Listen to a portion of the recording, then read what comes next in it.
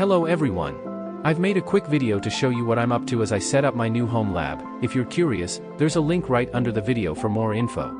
I'm in the middle of installing a program called Proxmox, but I've hit a snag because it can't figure out which country I'm in, just like you can see in the video.